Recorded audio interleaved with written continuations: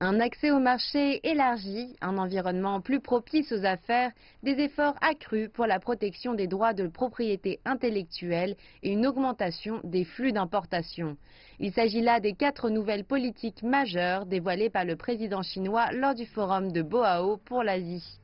Xi Jinping a déclaré que depuis l'ouverture et la réforme du pays en 1978, des progrès remarquables ont été accomplis en termes de développement économique et social de la Chine. Il a ajouté que le pays était progressivement devenu un stabilisateur et un moteur de la croissance et du développement mondial.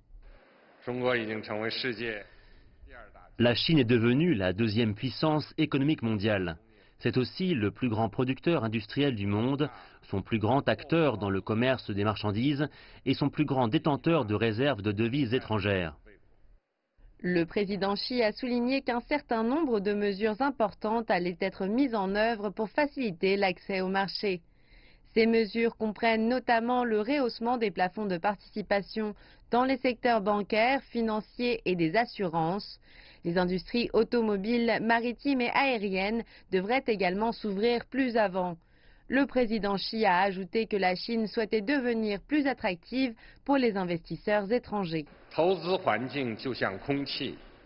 L'environnement pour l'investissement est comme l'air que nous respirons. Seul l'air frais attire les investisseurs étrangers. Par le passé, la Chine a principalement fourni des politiques favorables aux investisseurs étrangers. À présent, nous voulons améliorer l'environnement pour l'investissement.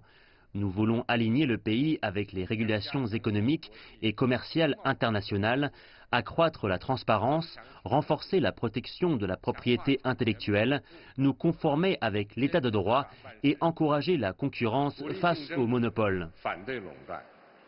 Xi Jinping a souligné que la protection des droits de propriété intellectuelle fournirait le plus grand soutien à la compétitivité de l'économie chinoise. Il a ajouté que le pays travaillerait dur pour importer plus de produits désirés par les consommateurs chinois. La Chine défend depuis longtemps la mondialisation et le libre-échange.